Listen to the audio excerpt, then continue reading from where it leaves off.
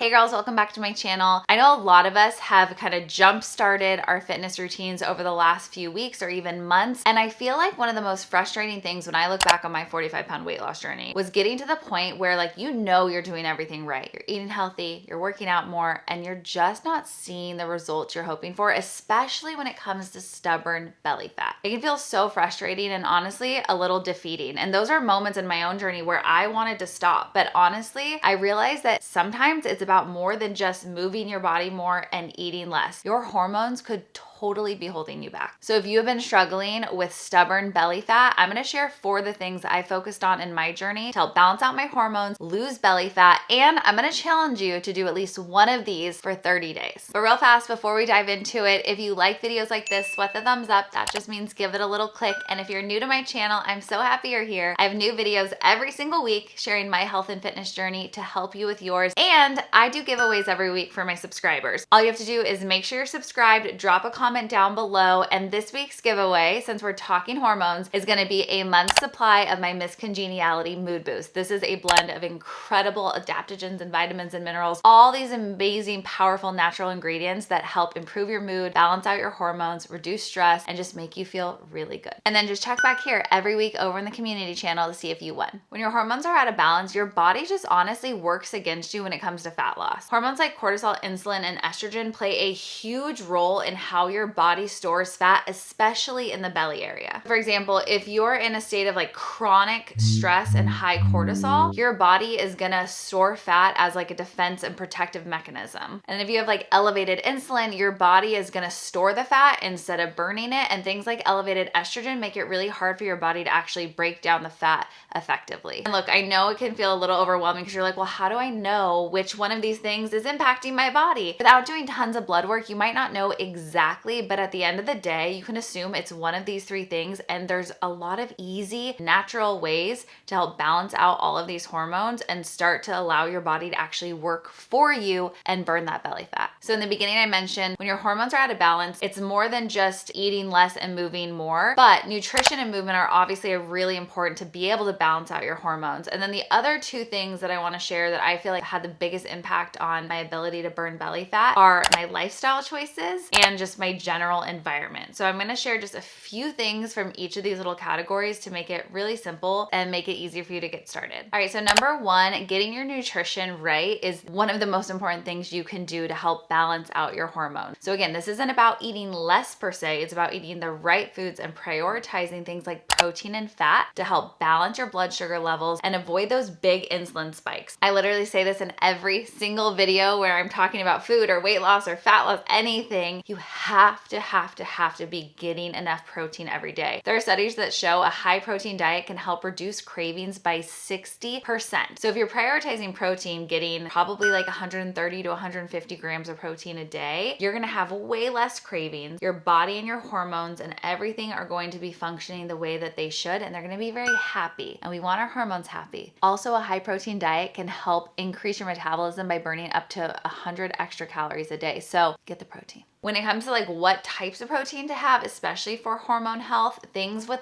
good omega-3s, your salmons, you have eggs, avocados, those are probably the best sources of really good healthy fats and proteins that you can get in the day. So prioritize adding those food into your weekly schedule. All right, no surprise, but with this also, we need to reduce processed sugars and added sugars. Not just because, of course, if you have too much of those, they're gonna add fat, but too much sugar is going to impact your cortisol and your insulin levels again. So I'm talking about the health. Getting too much processed sugar, getting that in your diet even throughout the day, those sugars can really impact your hormone levels. So we got to swap out the sweet treats. We need to be doing things, if you want something sweet, that have a stevia or a monk fruit that's not going to have that spike, because at the end of the day, we need to focus on keeping our hormones here. What we don't want to do is add in these extras where they go and we hold on to that stubborn belly fat. All right, so estrogen is another one I said that can really increase your belly fat storage. So if you're like most women, you probably have estrogen dominance, you have a little too much estrogen in your body. So increasing your fiber intake can help get rid of excess estrogen. We also have DIM in my Natural Beauty skincare supplement, which is just a nice supplement, but DIM, which comes from vegetables like broccoli and Brussels sprouts and things, that also helps get rid of excess estrogen. Okay, and this might sound small, but there are studies that show just 10 grams of fiber can decrease your belly fat by 3.7% over 5 years. So think about if you're getting more fiber every day, that's only going to help. All right, I'm gonna keep this very top line, but number 2 is environmental factors. So basically everything around us. Think about like your skincare, your hair care, perfumes, cups you're using, and you could go down the deep dark rabbit hole of the internet. It can be so overwhelming once you start realizing how many products we use and have around us that are endocrine disruptors. So they basically mimic hormones like estrogen, and they completely throw our bodies out of whack. So some simple things you can do: opt for like non-toxic cleaning ingredients in your house.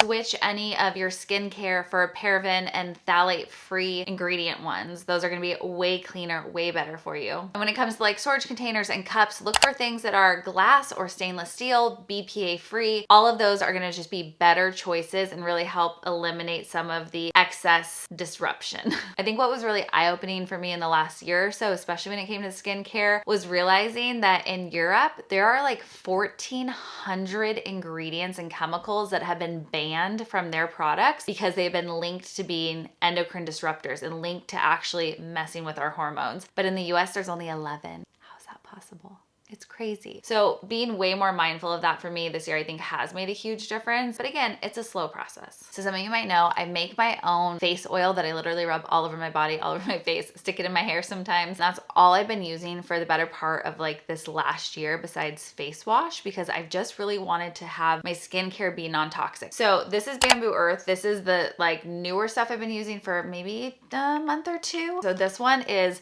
Intense Hydration. It's a cactus concentrate. It is so beautiful. It smells so good. You can kind of see it's like, you can see that texture. And it just helps like my dry, dehydrated skin. I slather myself in this every night, and then I love doing the extra on my hands because it just is so nourishing feeling. But it's all just clean ingredients from the earth, no toxic anything, so you can feel so good putting it on. Okay, then like once a week, this is the bilberry and snow mushroom mask. It is like intensely hydrating. So snow mushroom is like nature's hyaluronic acid, but it holds like 500 times its weight in water. So it is so insanely hydrating for your skin. And then the bilberry is a really good antioxidant. So again, you're just nourishing your skin with ingredients that it actually can use that are gonna be happy for your hormones. Okay, and then I was gonna show you this mask because it's such a unique texture, almost like a jelly, I would say. So it goes on nice and thin. It doesn't feel anything except hydrating. And pro tip with this mask, I honestly don't always rinse it off. I sometimes just let it soak into my skin and kind of just rub it into the rest of my body. And then the last one is this bakuchiol. This is a serum that is kind of like nature's version of a retinol. So it helps with your texture of your skin.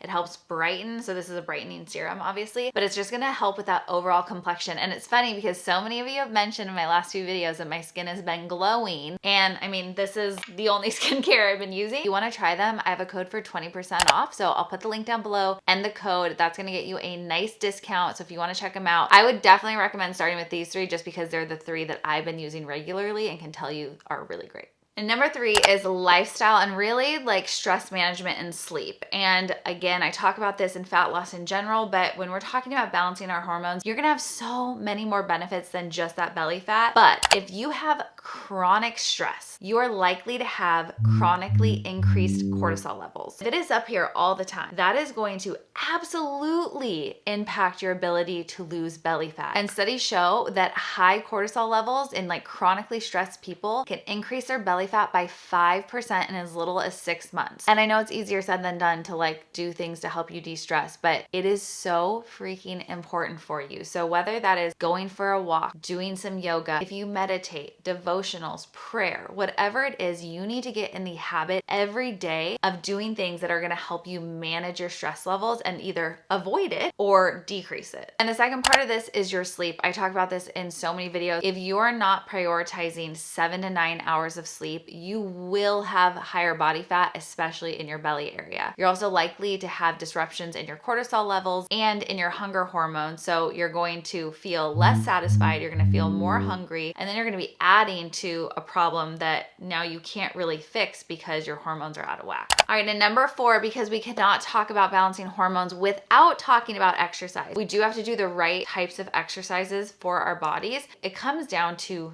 2 different forms of exercise: strength training and low intensity cardio. Those are going to be the most important things that you can balance within your week to burn excess belly fat and to help balance your hormones so that you can actually do that. All right, so one of the most important things you need to understand is strength training. So lifting weights, they don't have to be crazy heavy, but dumbbells, pushing your body and building muscle so you are actually challenging yourself. It can increase your metabolic rate by 7% and help balance your insulin levels. So that alone should be like, ding, ding, ding, I need to be doing that, because increasing your metabolic rate by 7% is huge. There's not a lot of things we have control over to do that actually increase our metabolic rate, and that is one of them. And as you build lean muscle, you balance insulin levels and you actually burn more calories at rest. So it's not just about the 200, 300 calories you burn during a workout. It's the hundreds of calories you're going to burn every single day more as you build more muscle. These last few months, I put a huge focus on increasing my steps, because although I'm a fitness instructor and my whole job is health and fitness, a lot of my work is sitting, thinking about videos, making videos, planning videos, and I needed more movement besides just my workout. There are studies that show getting 10,000 steps a day, which sounds like a lot, we can make it happen. 10,000 steps is manageable. But it's been shown to reduce visceral belly fat by 7% in just 12 weeks. So that's like 3 months, right? In 30 days, imagine the impact you could have just by adding that one habit into your routine for 30 days. So 7% visceral fat is incredibly important, because the visceral fat is the fat that's around that belly, around the organs. It makes your belly protrude more. It's not just the stuff you feel. It's like when you're like, wow, my belly's kind of hard, but it's big, it's probably because there's a lot of visceral fat there, and that's the more dangerous fat. So it's a really important one that we're reducing, and you can do that just by walking, just by adding steps every single day. Do them for 30 days, because consistency is the key, right? If you are just, taking Miss Congeniality once every few weeks, you might not notice a difference. If you're using like toxic skincare and hair care all the time, and then like once a week you do something clean, I mean, it's something. But consistency with all of these habits is where you're really going to see the change. You're going to feel it physically, and you will start to see that belly fat actually go away if your baseline is on point. So if you have your diet right, if you're moving regularly, if you start adding in these other components to balance out your hormones, you are going to see such better results in helping get rid of that stubborn belly fat. So it's not one magic thing. It never is, right? But it's all these little habits that seem small, but together over time build and give you huge results. Anyway, I just want to share that all with you, because I think understanding the hormone fat connection is really important to not just throw cortisol words out there and everyone doesn't know what to do with it. I hope that makes sense. Anyway, you guys, I love you. Have a great week. As always, drop a comment down below. Ask me any questions you have. Share your story. And we are here to support each other. So I love you guys. Have an amazing rest of your week, and I'll see you soon. Bye.